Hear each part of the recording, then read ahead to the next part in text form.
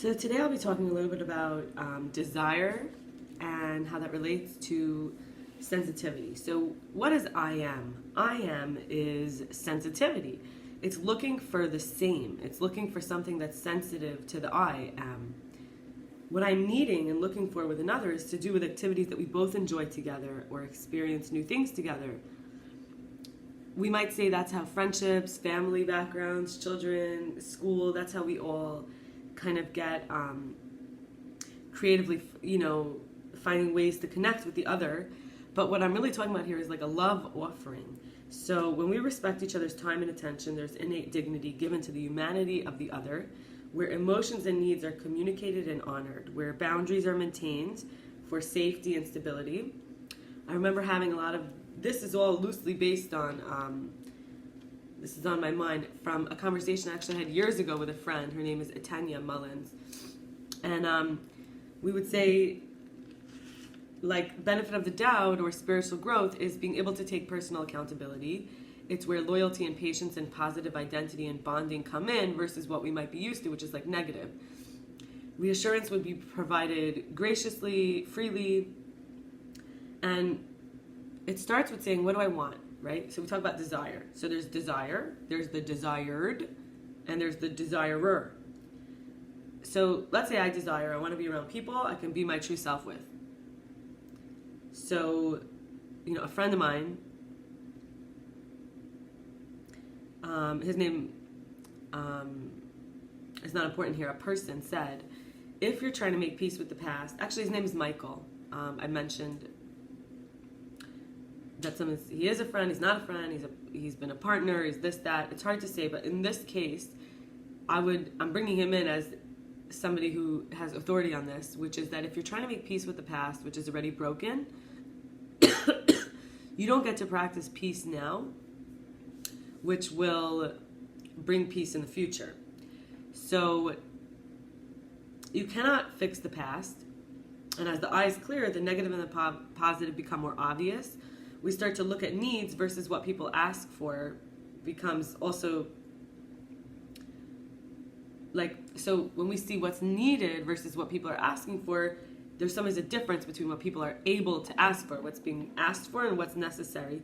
We start, once we're able to cultivate, to serve as needed, we don't always need to be asked. We can't make a decision on something partial. We need to have it complete and total. That's the idea of don't half-ass it, and that each one's experience is the testimony they have, because the past, the present, and the future is all now. The present, we don't say it's only now.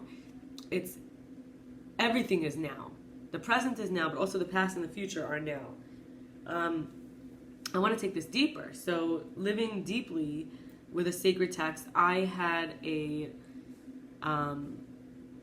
line I explored, which God says to Moses and Aaron during the time of the rebellion with Korach in the Bible. In Numbers, this is the book of Bamidbar, chapter 17, verse 10. Stand aside from this congregation, and I shall consume them in an instant. And they fell on their faces, saying that you can't be with what is toxic and expect to be seen and protected in a pure status. So, what is a good shift? It's to be able to say that we're fully feeling, to be able to say our desire. In other words, we say the feelings, our feelings desire this. So, for example, let's say I feel so abandoned, alone, in a cold world of scared and angry people in survival mode who can't see me or hear me. The desire could be to save the world, right? We don't know why this situation is presented like this. We're so abandoned and alone. That means we're the one who could save the world. You have to be not part of, right? Sometimes it only works when you're the one rejected and then you have all the answers. It's like the person actually learns the lesson. In other words, I feel like let's try another one. I feel I never get benefit of the doubt that I'm an innocent child doing my best. So it's like telling the person this is how it should be, and then they say no. And then later on they come and say you were really right.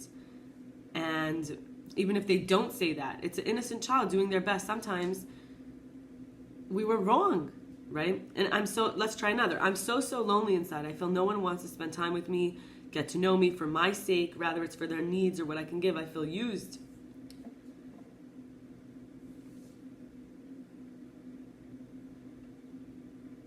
There's wholeness and holiness in the desire to not use others, to see the human condition.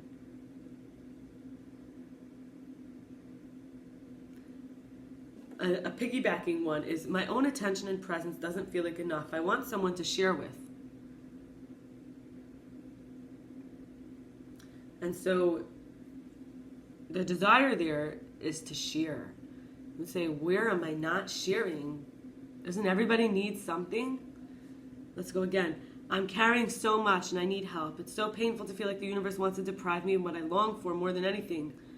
A lover, a friend, a companion, someone to walk with, go on activities with, a family to live day-to-day life.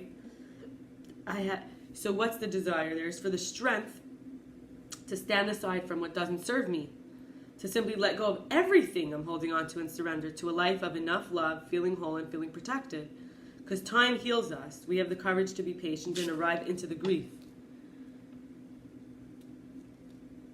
Because it is, of course, possible for us. The desire here is to have that open heart, to move through to relief, to freedom, to peace with all. You could make a family with anyone. In the end of the day, you could break your ego. You could make a family to anyone. It's through the ego that we suffer. It's through wanting certain people to love us. Otherwise, we're going to isolate ourselves or stay alone or whatever it is, right? We might say the only one I'll accept as a lover is the one who doesn't even love me. That's what feels familiar because then I know how to earn love. But then, right, then we end up saying, what about the day-to-day? I want someone who wants to be around me when we're like cleaning the floor and like eating and it's cold and, just living with right, the sensitivity of the world. So we keep practicing new ways of being ourselves. We do have to be non-judgmental, non-grasping, non-othering of the shame, because when we're doing so, we're giving it to other people. We're putting whether we're worthy of judgment into their hands when really we have to do it for ourselves. And we get energy off that instead of looking back for information on who we are. We're learning who we really are. It's not who we thought. And we're learning how to be loved where we cannot love, to love the true experienced being without saying I need someone else to choose me, to be redeemed from hiding. The one that feels too hurt to let love in is learning to feel seen and heard more and more when we're willing to lean into the feelings instead of intellectualizing or invalidating our embodied wisdom. So we have to trust ourselves to move. We have to trust ourselves to rest, knowing we're not alone and that we never were alone, never will be, and we can never... I want to go into this in a second, but really we're not letting go of ideals by feeling the grief so that we could get what we want. We're not saying, oh, if I feel the grief, I'll get the good stuff. It's saying, I can't show up to the present to enjoy the gifts emerging constantly if I don't feel the grief. So it's not that the joy's not there. I have to take this along with that. No, it's that I can't show up for the joy if I won't show up for the grief. So we shed our tethers. We step forth into beauty by dissolving the armor. And the final thing I want to share today is about the idea of perfume. So people won't always know that they're being undignified or degrading. It's like, let it be favorable is to find favor in the eyes and love that is beautiful and sustainable. There's a dot and a line. There's a dot above the line. At every point, the dot can connect with any point on the line. But if you have one dot, you can have 3 lines come out of it. You can have a line. So you have a dot and you have a line. The dot connects with the line. At any point on the line, this dot can connect with it, right? But then you can also have a line coming from above the dot, below, to the left and to the right, and it looks like a plus sign, right? It looks like a plus in the middle is a dot. Then you can have each one of those get a second one. Then you could have like 8 and it looks like a pie, right? Then you could have like many and it looks like sunshine, all directions. So there's this idea that Chachma Bina dot, right? So you have a dot and then the dot becomes so das, I'll say das here, even though it's pronounced dot as well, just to not confuse with the dot and the das. So chachma is the dot, bin is the line, and das is like the cells. It's kind of like the line maker enters dot to develop it with a direction. A separate starts to share with. So it's like fairness is not always known in the moment, and everyone wants to be treated special. Sometimes two people agree to make each other feel special, but one is higher and one's lower. It turns into ego, addiction, to need to be the most special. So we got to maintain this positive feedback loop, because that's what causes things to grow. It may seem like you just deprive it from nourishment, it won't grow, but then it's still there. Like, we'll consume. Like, I'll make a comment here that, remember I said, remove yourself from this congregation and I'll consume them. Congregation has the word Ada.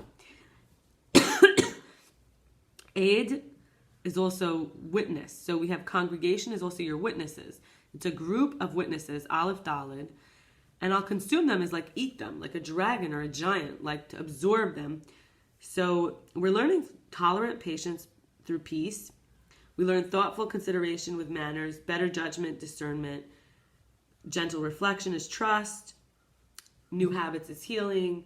Self-acceptance is freedom. Our light is when we start to see that maybe we don't take in so much if we don't want to hold on to it all. We have to let it go somehow. And just because we made sacrifices freely doesn't mean others will.